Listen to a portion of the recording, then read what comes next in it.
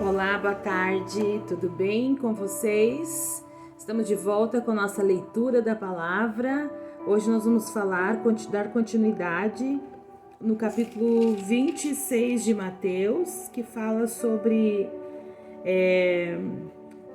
quando Jesus ia ser entregue, né? Quando ele orava. E hoje nós vamos continuar a leitura a partir do capítulo 40 de Mateus 26. Amém? Então vamos orar, pedir que o Espírito Santo traduza a palavra no nosso coração, que faça-se a vontade dele, não a nossa, que ele possa nos ajudar a entender e compreender a sua vontade, para que nós andemos dentro e no centro dela, né?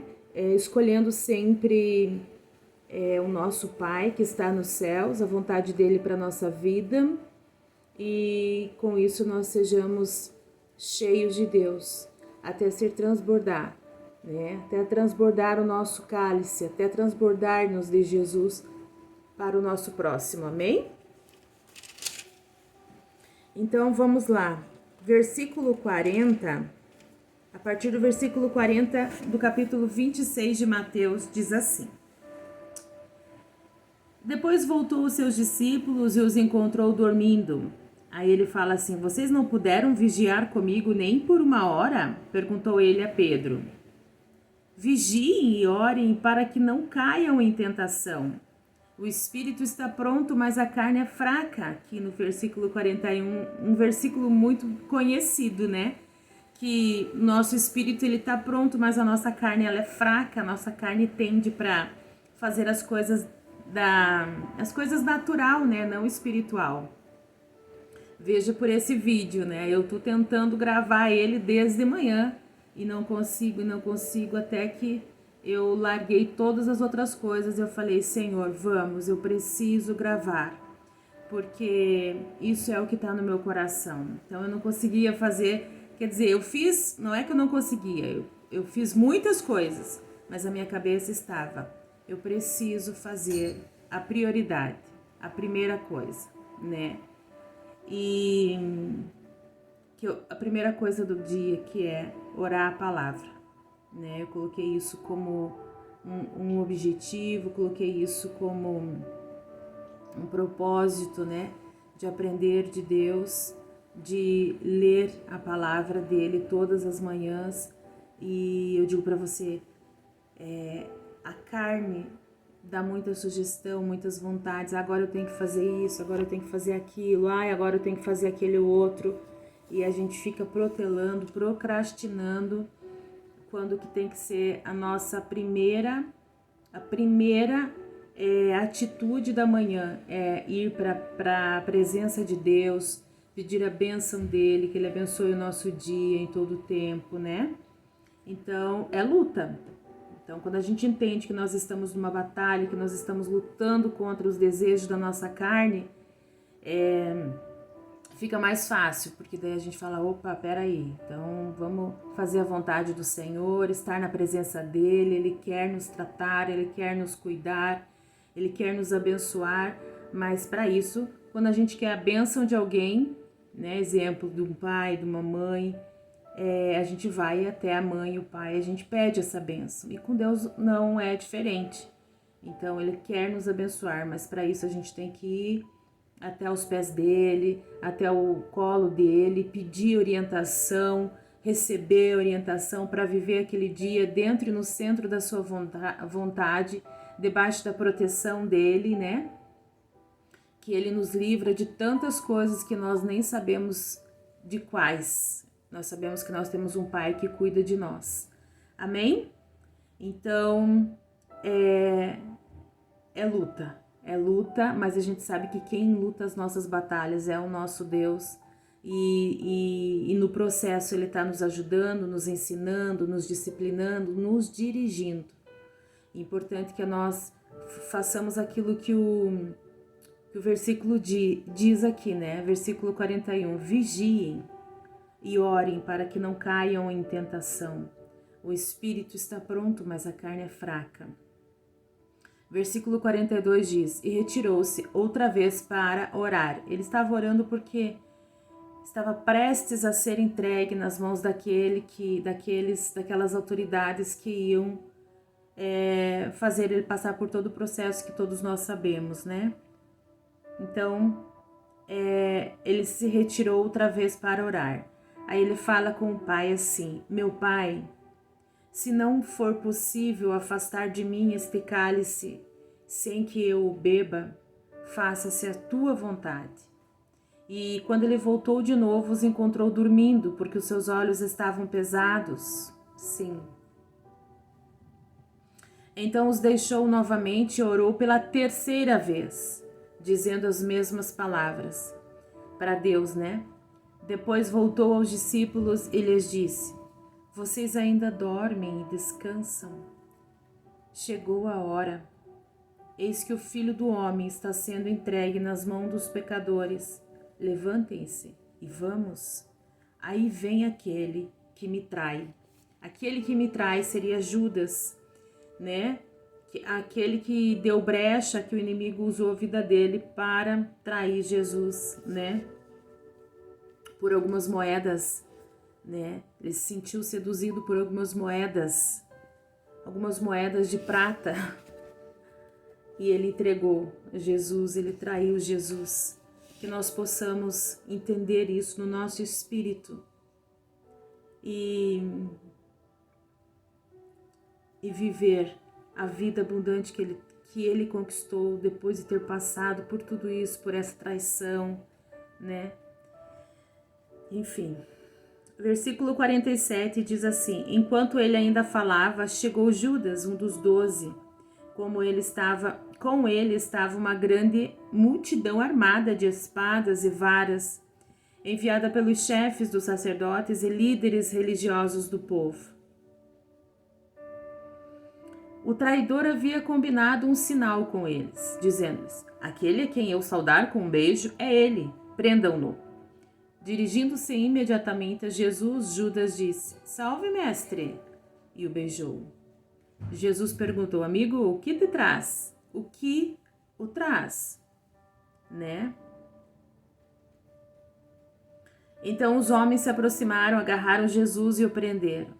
Um dos que estavam com Jesus, estendendo a mão, puxou a espada e feriu o servo do sumo sacerdote, decepando-lhe a orelha. Olha a carne aí.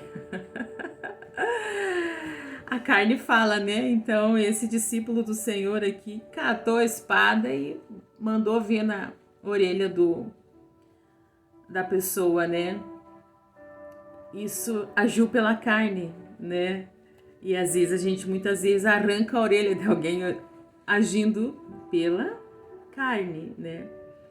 Então no versículo 52 disse-lhe Jesus: Guarde a espada, pois todos os que empunham a espada, pela espada morrerão.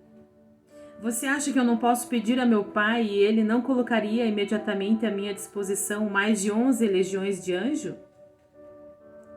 Como então se cumpriria as escrituras que dizem que as coisas deveriam acontecer dessa forma? Então,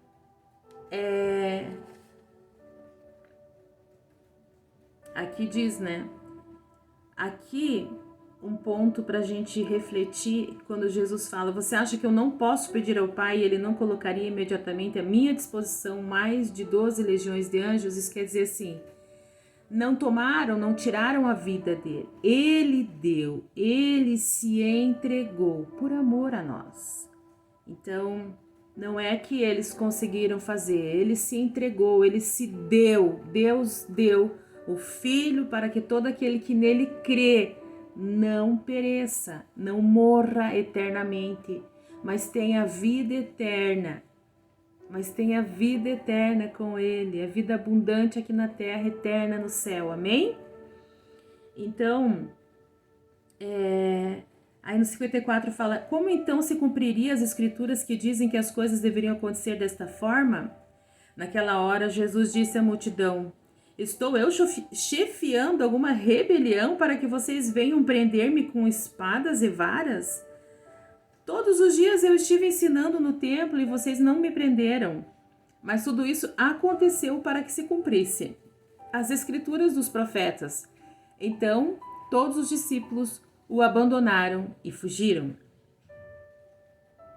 Nesse momento, a carne fugiu. Os discípulos fugiram. E o que nós faríamos nesse lugar? Nesse momento? Trazendo para a nossa realidade de hoje. Quando realmente nós temos que dar testemunho de Cristo, testemunho do amor de Jesus, testemunho de que nós pertencemos a Ele, que Ele é nosso e que nós somos dele.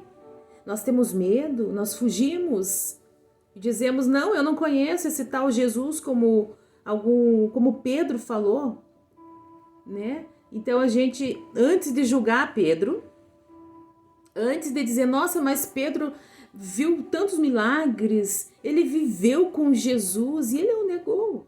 Mas nós também, nós temos que olhar tantos milagres que o Senhor Jesus nos fez para nós ao longo da nossa vida, E no momento que o mundo espera de nós algo que possa trazer esperança ao mundo, testemunho de Cristo, o que é que a gente faz, Eu tô falando aqui porque muitas vezes nós temos que nos posicionarmos nesse lugar de discípulos de Jesus, dizendo, não, Ele tem poder para salvar, Ele tem poder para curar, Ele é o meu Senhor, Ele é o meu Salvador.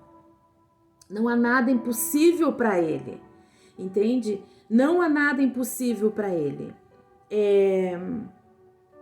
A gente leu aqui algumas leituras passadas que Pedro ele andou sobre as águas, pelo poder da palavra do Senhor Jesus que diz, venha. E ele andou, olhando para Jesus, ele andou. Com os olhos fixos em Jesus, ele andou sobre as águas. Mas por um momento ele tirou o olho de Jesus e olhou para o vento, olhou para a tempestade alta, os ventos fortes, e teve o quê? Medo. E daí o que aconteceu com ele? Ele caiu e ele estava afundando. Então ele fala, mestre, socorre-me. E Jesus prontamente estava ali dando-lhe a mão.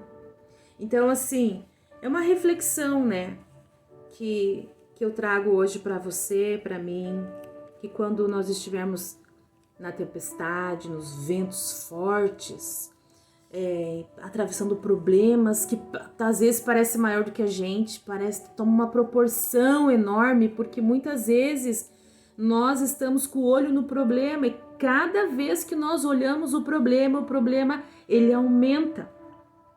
Então, que nossos olhos saiam do problema, saiam do foco do problema e vá para o Senhor Jesus.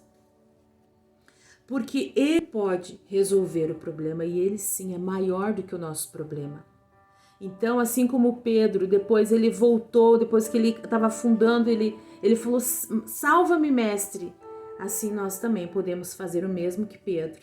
Dizer, salva-nos, tira-nos deste lugar.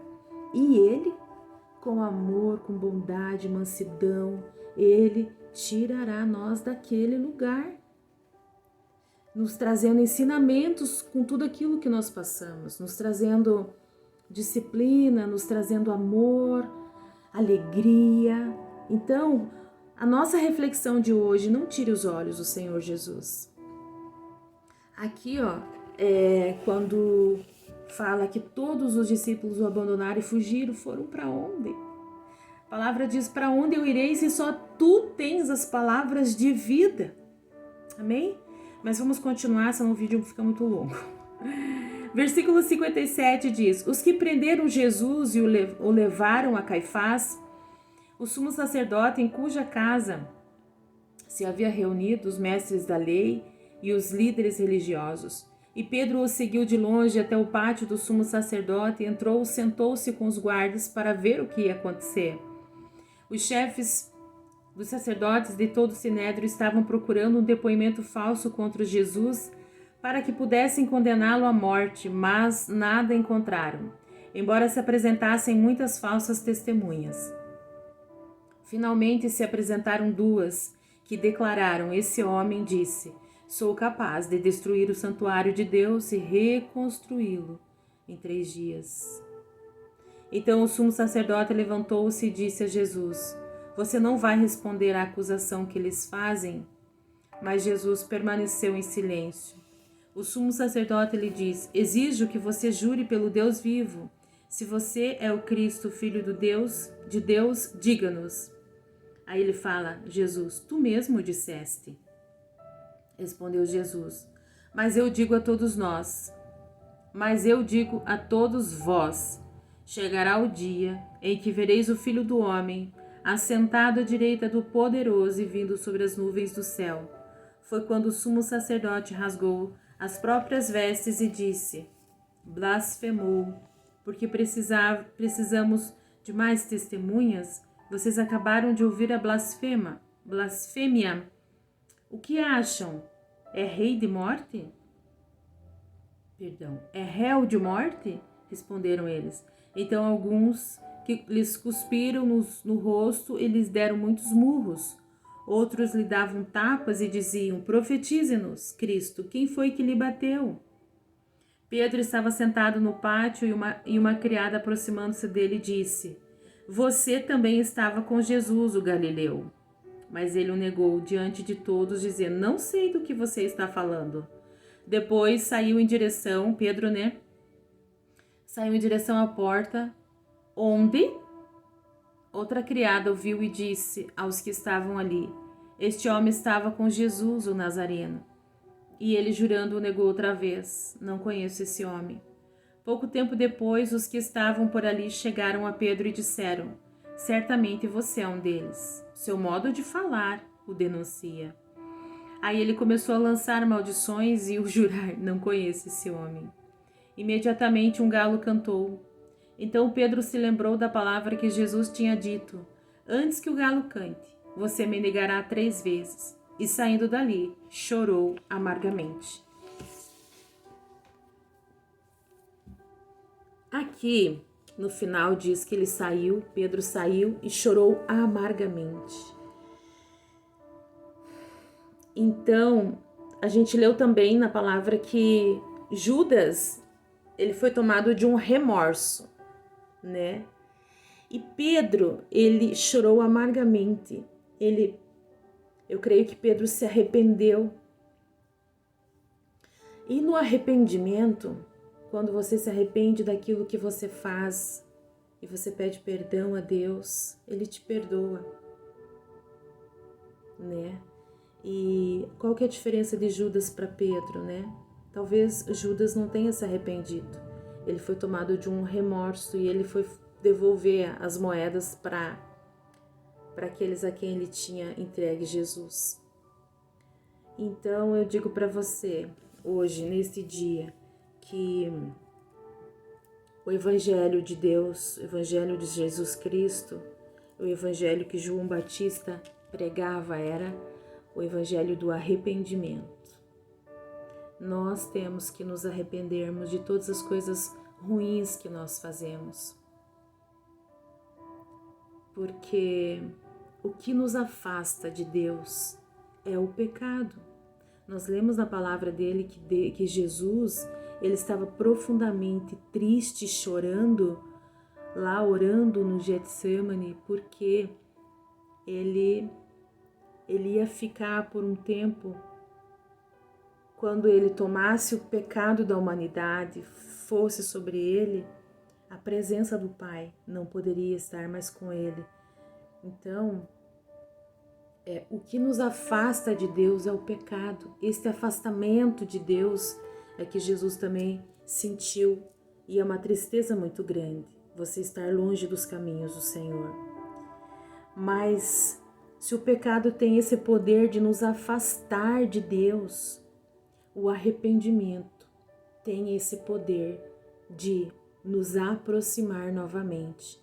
Então, se você se arrepende do teu pecado, você pede perdão a Deus, de coração quebrantado, arrependido por todo o mal que você tem feito, por aquele pecado em específico, Deus, ele te perdoa. Então, o arrependimento nos